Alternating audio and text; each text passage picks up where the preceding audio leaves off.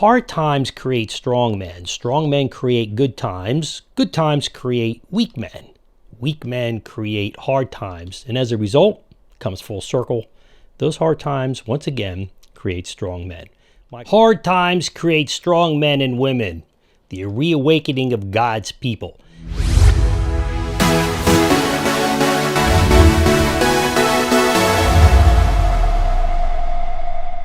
Welcome back to Reason for Truth, everybody. I'm your host, Stevie Garofalo. You know this is Reason for Truth, where the truth always comes first. The reasons come last, but we're always and constantly learning. Because when we stop learning, we stop teaching. We stop teaching well, at least. And we don't like to not teach well. So that's we make sure that we study and we're always in learning, right? More you know, more you don't know. So you got to keep learning. Hard times create strong men. Strong men create good times. Good times create weak men. Weak men create hard times, and as a result, comes full circle. Those hard times, once again, create strong men. Michael Hopf, it's H-O-P-F, famous quote, you might have heard that.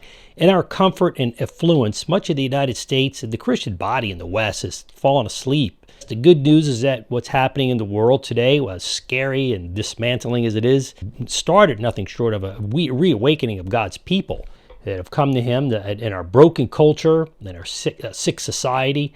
It's woken everybody up. Now we're all like, what would happen? It's like waking from a bad dream. I want to make clear that the damage has been done. We got to accept that, so that tough times, we're going to have to endure through a lot of that before we get better. So for millions of Christians, and non-Christians for that matter, it's like waking up from a warm, comfortable dream only to find yourself literally riding your bike down some old, dingy, unrecognized alleyway in the city that you never intended to be out in the first place. You get that picture? But there's good news in that, as the authentic Christians have now been awakened and in very serious, spiritual battles going on. It's being waged internationally before our eyes. I want to talk to you about that today. But listen, if we didn't awaken, if we weren't frightened, we wouldn't be pushed to take some action.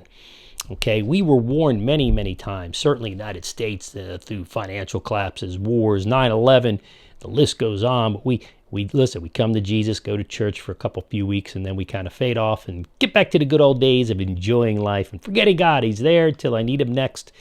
Ex deo mechanica, as Dr. Geis used to say, God out of the machine. But listen, we have a lot to be encouraged by internationally. Viktor Orban over in Hungary doing some great things there. A country of Georgia, that they're getting back to their faith. Slovenia, we should be inspired by Giorgia Meloni and by Viktor Orban and many others, and others who are biblically led leaders to stand on biblical principles, really against the world in whole. But again, not in anger against others, but remember to share the truth of God and love with such people in an effort to reach them for Christ is what we're called to do. Listen, the movement is different from the individual person. So what's happening is that millions, if not billions of people have finally awoken to this world turned upside down.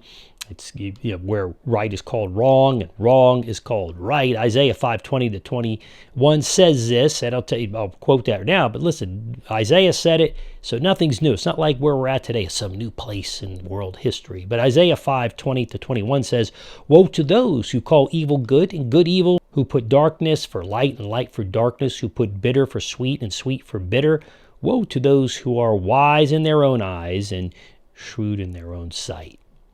It's interesting because I think a lot of we say, this scripture's for those people, but it's also for us. If we're not standing for the right thing, we end up turning bitter sweet, right? And we're taking sweet and making it bitter. We're the ones who are the violators, even as believers in Christ.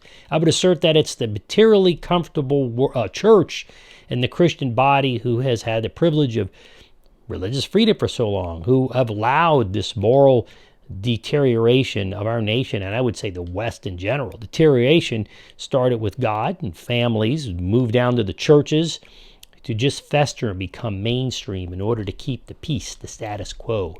Listen, evil is really not all that good. It's really not all that effective. Evil doesn't rise above us as Christians.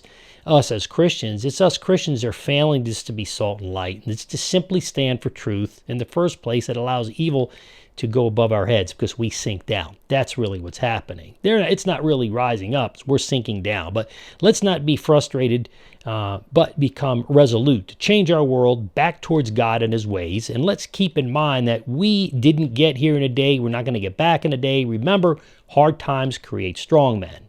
Strong men create good times. Good times create weak men, and weak men create hard times. And as a result, what happens? Hard times create strong men again. It's a cycle. We are now just entering, I believe, the hard times. We're going to have hard times for a while. And then out of that will come a generation probably very much like my grandparents' generation. They were very uncompromising in the truth of God. They were very strong in their faith. The psalmist in 119 tells us that the road back to God always is one of obedience. And the road is a journey that will change us in the process of making the world a better place for our children's generation. That means the hard times, we have to work through them. And as a result, it's going to change us. Our children are going to look at us, fight that fight for them, and help them to then take that fight. But in their generation, perhaps things will be much better. But they'll appreciate that for their generation.